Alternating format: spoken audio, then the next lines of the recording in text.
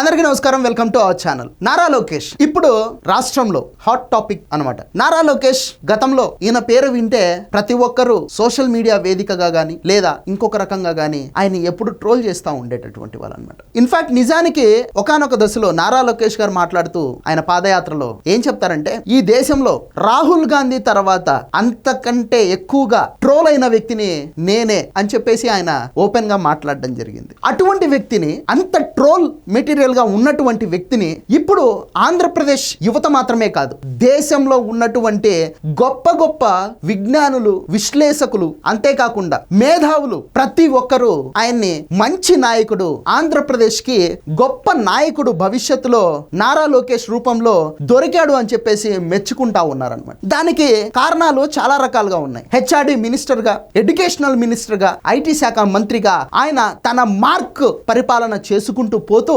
ప్రజలకు ఏదైనా సమస్యలు ఉంటే అది తనని ట్యాగ్ చేస్తూ సోషల్ మీడియా వేదికగా ఎవరైనా తన సమస్యల్ని చెప్పుకుంటే ఎప్పటికప్పుడు స్పందిస్తూ వాళ్ళకు న్యాయం చేస్తూ వాళ్ళకు మంచి చేస్తూ ప్రజలకు తనకు మధ్య ఎటువంటి గ్యాప్ లేదు, నేనెప్పుడు ప్రజల మధ్యలోనే ఉన్నాను, నాకెప్పుడు ప్రజలు కనెక్టింగ్ లోనే ఉన్నారు అని చెప్పేసి నమ్మకాన్ని ఏర్పరుస్తూ తన వాళ్ళే కాకుండా ప్రత్యర్థులను సైతం తన మన అనే భేదం చూడకుండా, పార్టీలనేటివి చూడకుండా, కులం మతంతో ప్రాంతంతో సహా భేదం లేకుండా ఆయన చూపిస్తున్నటువంటి రాజకీయ పరిణితి ఏదైతే ఉందో తద్వారా నారా లోకేష్ గారికి మంచి పేరు వచ్చింది అనే చెప్పుకోవాలన్నమాట. ఇక్కడ పర్టికులర్ గా ఒక పాయింట్ అయితే మనం తీసుకోవాల్సినటువంటి అవసరం ఉంది. నిన్నటికి నిన్న అటవీ శాఖ అధికారులు కడప జిల్లాలో ఒక క్షేత్రంగా వెలుగొందుతున్నటువంటి కాశీనాయన జీవ సమాధి క్షేత్రానికి సంబంధించినటువంటి ఒక సత్రాన్ని కూల్చివేశారు. ఎందుకు అంటే ఆ సత్రం ఏదైతే ఉందో ఆ ప్లేస్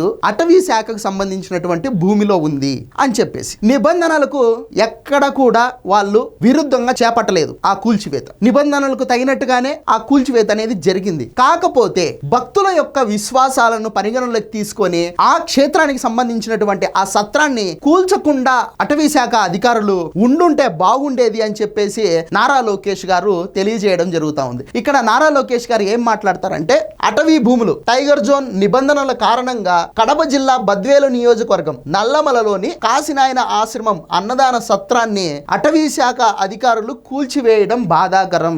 ఒక హిందువుగా, ఒక హిందూ ధర్మాన్ని పాటించేటటువంటి కుటుంబంలో నుంచి వచ్చినటువంటి వ్యక్తిగా, హిందుత్వాన్ని ఆచరించేటటువంటి ఒక హైందవ సోదరుడిగా ఆయన ఆ కాశీనాయన క్షేత్రంలో ఏదైతే కూల్చివేతకు గురిగాబడిందో అన్నదాన సత్రం, దాని పట్ల విచారం వ్యక్తం చేస్తూ ఆయన ఏమంటాడంటే, అటవీ నిబంధనలు ఉన్నా భక్తుల మనోభావాలు గౌరవించి అధికారులు ఆ సత్రాన్ని కూల్చకుండా ఉండాల్సింది అని చెప్పేసి ఆయన చెప్పడం జరిగింది. అంతేకాకుండా ఈ ఘటనకు సంబంధించి భక్తుల యొక్క మనోభావాలు దెబ్బతిన్నందుకు గాను నా తరఫు నుంచి నేను క్షమాపణ కోరుకుంటున్నాను అని చెప్పేసి నారా లోకేష్ గారు క్షమాపణలు అడగడం జరిగిందనమాట. ఎంత గొప్ప వ్యక్తిత్వం అండి. వాస్తవానికి ఒక స్థాయిలోకి గాని, ఒక పదవిలోకి గాని వచ్చిన తర్వాత రాజకీయ నాయకులకు కన్ను మిన్ను కనపడదు, ప్రజల మనోభావాలు గుర్తురావు అని చెప్పేసి మనందరికీ తెలిసిన విషయమే. ఇదే మనం కొత్తగా మాట్లాడుకోవాల్సినటువంటి విషయం కాదు. కాకపోతే ఒక ముఖ్యమంత్రి కొడుకుగా ఉండి తానే స్వయంగా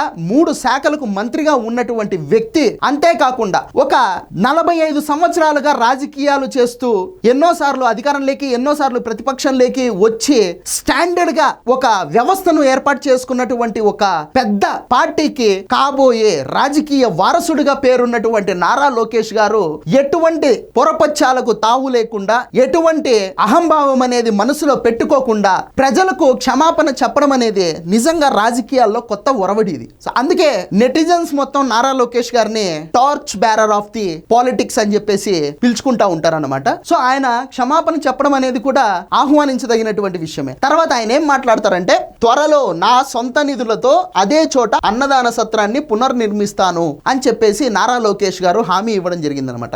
ఎక్కడైతే ఆ కాశీనాయన క్షేత్రంలో ఉన్నటువంటి అన్నదాన సత్రం కూల్చివేశారో అదే భూమిలోనే తన సొంత డబ్బులతో ఆ అన్నదాన సత్రాన్ని నిర్మించి కాశీనాయన క్షేత్రానికి ఇస్తాను అని చెప్పేసి నారా లోకేష్ గారు హామీ ఇవ్వడం జరిగిందనమాట. ఈ కాశీనాయన క్షేత్రంలో ఈ కూల్చివేతకు గురి కాబడినటువంటి అన్నదాన సత్రాన్ని అడ్డం పెట్టుకొని నీచమైనటువంటి మత రాజకీయాలు చేయాలని చెప్పేసి ప్రయత్నం చేసినటువంటి కుటిల రాజకీయ నాయకులు ఎవరైతే ఎవరైతే ఉంటారో వాళ్ళందరికీ ఇది చంపదెబ్బ కాదు, చెప్పు దెబ్బతో సమానం అన్నమాట. ఎందుకంటే ఆంధ్రప్రదేశ్ లో కూటమి ప్రభుత్వంలో మాత్రమే హిందువుల యొక్క ధర్మానికి, హిందువుల యొక్క మనోభావాలకు ఎల్లప్పుడూ రక్షణ ఉంటుంది అని చెప్పేసి పదే పదే కూటమి నాయకులు, ముఖ్యమంత్రి నారా చంద్రబాబు నాయుడు గారు, అంతేకాకుండా పవన్ కళ్యాణ్ గారు, అంతేకాకుండా నారా లోకేష్ గారు పాటుపడతా ఉంటారు. ధర్మాన్ని రక్షించడానికి పాటుపడతా ఉంటారు, హిందువులను కాపాడుకోవడానికి పాటుపడతా ఉంటారు. హిందూ ధర్మానికి ఎక్కడైనా చిన్న సమస్య ఏర్పడినా సరే వీళ్ళు మేము రక్షించుకుంటామని చెప్పేసి అండగా నిలబడతారు. ఇది వాస్తవం. ఇక ఎవరైతే రాజకీయ లాభాపేక్షతో ఇటువంటి నీచమైనటువంటి కుటిల రాజకీయాలకు పాల్పడుతుంటారో వాళ్లకు మాత్రం ఆ దేవుడే చూసుకుంటాడు. ఇది వాస్తవం. ఈ వీడియో మీకు నచ్చినట్లయితే లైక్ చేయండి, సబ్స్క్రైబ్ చేయండి, షేర్ చేయడం మాత్రం మర్చిపోవద్దు. Thank you.